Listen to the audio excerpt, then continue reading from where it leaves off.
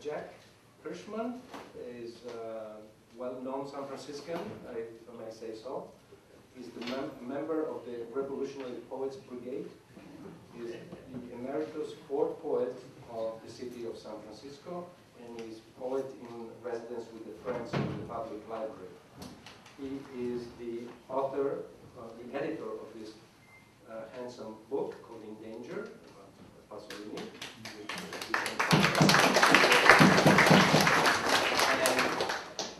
But his major work, he tells me, has been published in Italy, and it's called The Arcanes.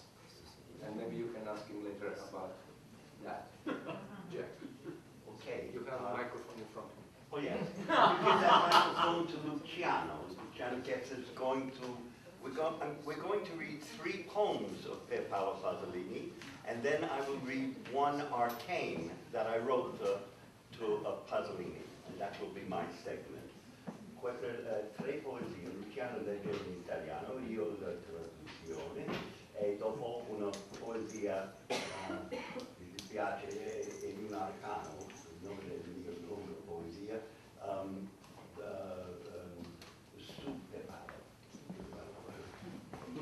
Okay, the first is a poem that Paolo wrote for Nenetto. We're going to read that one first. Uno dei tanti epiloghi. Poi, Nina Rieddo, ti ricordi di quel sogno di cui abbiamo parlato tante volte?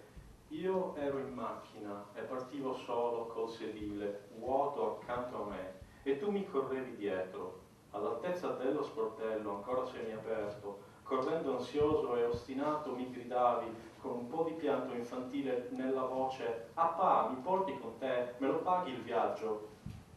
Era il viaggio della vita, e solo in sogno hai dunque osato scoprirti e chiedermi qualcosa.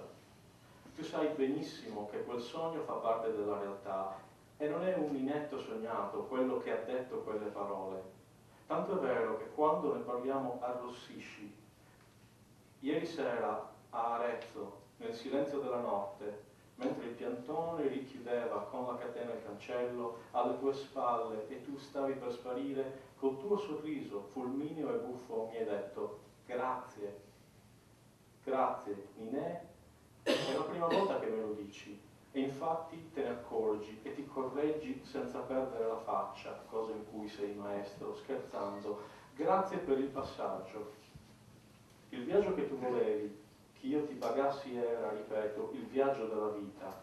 È in quel sogno di 3-4 anni fa che ho deciso ciò a cui il mio equivoco amore per la libertà era contrario.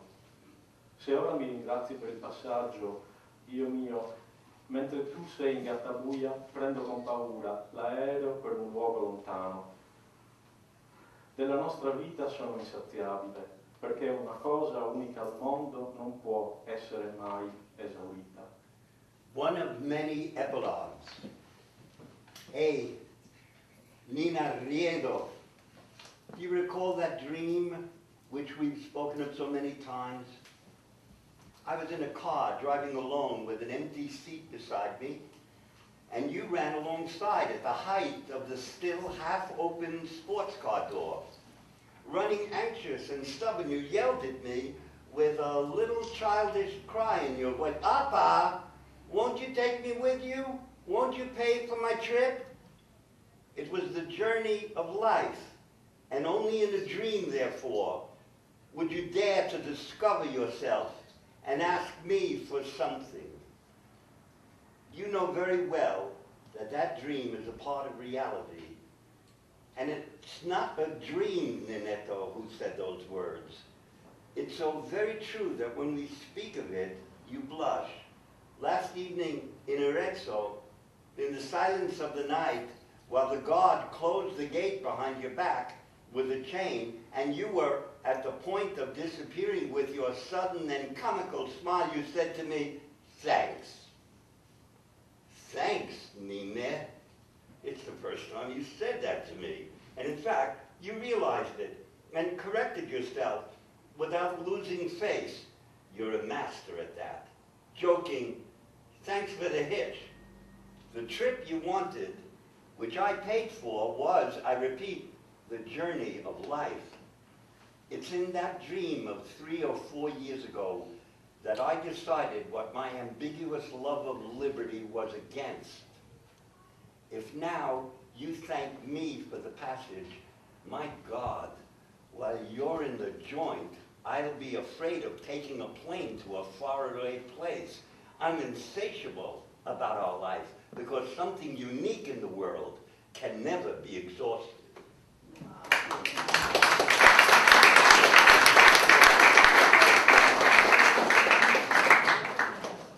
La tosse dell'operaio. Sento tossire l'operaio che lavora qui sotto. La sua tosse arriva attraverso le grate che dal pian terreno danno nel mio giardino, sicché essa pare risuonare tra le piante, toccate dal sole dell'ultima mattina di bel tempo. Egli, l'operaio, là sotto, intento al suo lavoro, tossisce ogni tanto, certamente sicuro che nessuno lo senta. È un male di stagione, ma la sua tosse non è bella, è qualcosa di peggio che influenza. Egli sopporta il male e se lo cura, immagino, come noi da ragazzi. La vita per lui è rimasta decisamente scomoda, non aspetta nessun riposo, a casa, dopo il lavoro, come noi, appunto, ragazzi o poveri o quasi poveri. Guarda, la vita ci pareva consistere tutta in quella povertà, in cui non si ha diritto neanche, e con naturalezza, all'uso tranquillo di una latrina o alla solitudine di un letto, e quando viene il male, esso è accolto eroicamente. Un operaio ha sempre 18 anni, anche se ha figli più grandi di lui, nuovi agli eroismi. Insomma, a quei colpi di tosse mi si rivela il tragico senso di questo bel sole tottoso. The worker's cough. I hear the worker coughing down below. His cough comes up through the ground floor grating, giving onto my garden, so that it avoids resonating among the plants touched by the sun on this last morning of good weather. He, the worker down below, intent at his job, coughs now and then. Pretty sure no one's hearing it. It's a seasonal sickness, but his cough's not a good one. It's worse than a flu. He endures the illness, takes care of it, I imagine, like we did when we were kids. Life for him remains decidedly uncomfortable. No rest awaits him at home after work, exactly like it is with us poor or almost poor guys. See, life seemed to us to consist entirely of that poverty in which one doesn't even have the right, naturally, to the quiet use of a john or the solitude of a bed. And when illness comes, it's received heroically. A worker's always 18, even if he has kids bigger than him. One's new to those heroisms. In short, in those racking coughs, the tragic meaning of this beautiful October sun is revealed. Yeah.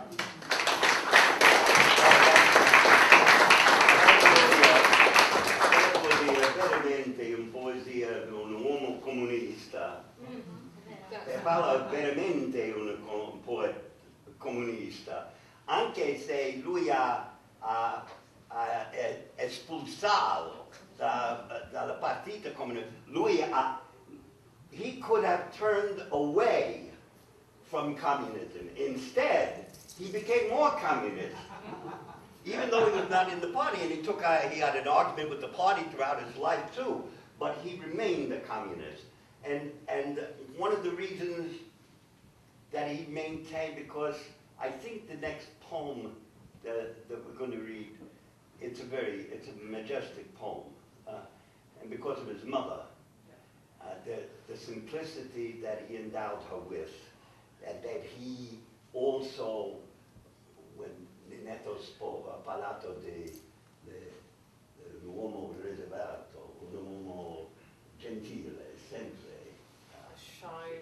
a kind person, who was therefore very beloved by his fellow workers because of that.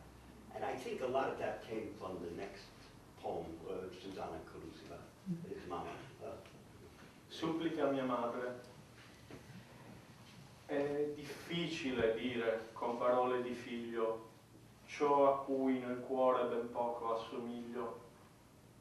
Tu sei la sola al mondo che sa del mio cuore ciò che è stato sempre prima d'ogni altro amore. Per questo devo dirti ciò che è orrendo conoscere, è dentro la tua grazia che nasce la mia angoscia. Sei insostituibile, per questo è dannata alla solitudine la vita che mi hai data. E non voglio essere solo, ho un'infinita fame d'amore, dell'amore di corpi senza anima, perché l'anima è in te, sei tu, ma tu sei mia madre, il tuo amore è la mia schiavitù. Ho passato l'infanzia schiavo di questo senso, alto, irrimediabile, di un impegno immenso. Era l'unico modo per sentire la vita, l'unica tinta, l'unica forma, ora è finita. Sopravviviamo, ed è la confusione di una vita rinata fuori dalla ragione. Ti supplico, ti supplico, non voler morire. Sono qui solo con te in un futuro aprile.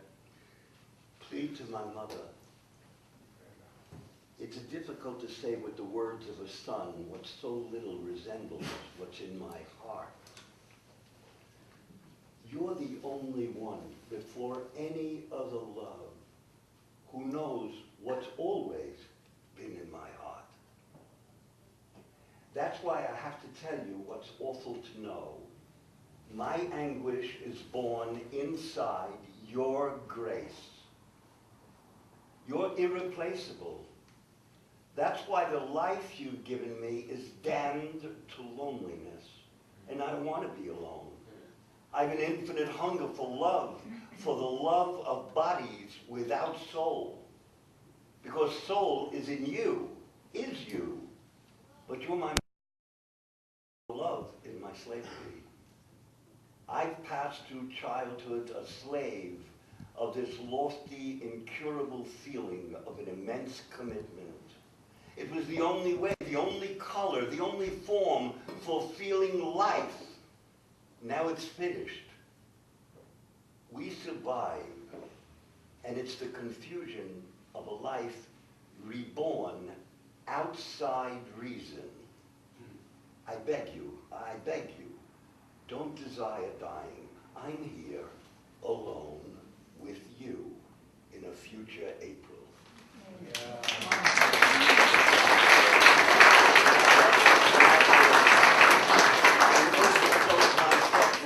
Reading an arcane that I wrote, called an Apologia, nel senso di Pasolini. Apologia all'inetto, perché è solo in americano. So with apologies to Ninetto, because it's only in English. It's called The Days of the Dead arcane. I hope for nothing in the light of this intrapolando, in which the day on which he died, not simply murdered, but as with all who mean much more than they were, like a whole nation, even a world, assassinated, America's voting to re-elect a war machine to continue clubbing and then running over entire peoples. So here he is, one of Italy's grandest poets, who's lain in this grave in Casarsa, a small Friuli town, for 38 years. 6 small laurel trees over him, and Susanna Colucci, his mother, lying beside him in touching irony. And the sound sorrow makes when falling through itself and touching no bottom, with its sadness of blood and its melancholy of mind in a world out of joint. Not in the sense of not having one between one's fingers, or sitting in a joint and drinking away the downright injustice of these days, but meaning that a bought and paid for constitution with a grin and a gun at the nape of the world has, among other things, assassinated Pier Paolo Pasolini again. 2. What serial days of the dead to come? Even Kid Sister Marilyn, whom he poeticized so beautifully, is in the wings, shuddering on this cenotaph I'm constructing of Aztec peacock feathers, 6 feet long, photos of Marx, Lenin, beside a hammer and sickle flag, Mary and Joseph and baby Jesus too, and Jesus the Christ, and throw in Rumi and King as well, a mountain of hair and a pyramid of shoes. It's the pits. It's the pits. It's the literal pits. It's the pits that rule the world. So many dead eyes, I think there are more than stars in the sky. And they're here too, gathered at the tips of my forefinger and thumb, holding this pen. All the stars that died years and years ago. My absentee votes for them, and neither nor between 2 men of war. Ah, deveni bafona, there you are. Let's have a great D.O.D. D.O.D. or D.O.D. Ah, deveni bafona. Look at that street kid, 6 years old, a tiny accordion in his hands, a cardboard box with nothing in it at his squatting knees, singing on Fahadra Street to passing crowds, and all who take notice of him are a bank guard who shoots him 5 meters away, where he's at it again, and a cop standing over him who gets up and disappears like in one of Paolo's movies. 3. Standing naked to my waist in the hot sun on a Baronese balcony above Salerno, I hear the clop of hooves, then see, beside the cars doing their ordinary rounds in the piazza below, 13 riders on horseback, the last one a woman, some wearing cowboy hats, one wrapped in an American flag, heading up the street like a posse of disciples of Bush. Oh, bummer. Oh, day of the dead tomorrow, when it's over America, over there, where all is battery, derangement, and carelessness. What days of the dead ahead, full of bodies on so many hot corners of the world, pieces of Shahid and his or her victims, and the bluster and twisted tripe palavering out of the mouths of the media. The gun-institution is speaking. War vote, thug vote for the gang-swarming bashers in this desert of consumerism. Goon vote to keep kill on the lips and blow away those blowjob communist bastards. Beat them with 2x4s, run them over with their own cars, break into the cowering houses like the rain of bullets between the eyes before they even kill them, before they reach for and blow up. The zero within the zero has been completed. The left's a confirmed frog croak, a whelp whine, and the right is a dirty sun with a big black oily eye. But Pasolini's ashes, from his burning, burning spirit of Bestemi under earth, Pasolini's ashes rise on phoenix wings of flame and cry, Bullshit! Bullshit! Oh, bummer! Onward, crashing, soul years, marching to the fear, in the dead of autumn, with your mugs and beers, you who bomb and kill the very origin of humanity, you who shred truth and work up vulture appetites for blood in this carrion world. Soon we'll smell the blossom of victory, its fragrance enchanting you, irresistibly, adoringly. You'll fall to your knees to smell it, and it will oblige you by blowing up in your dead face.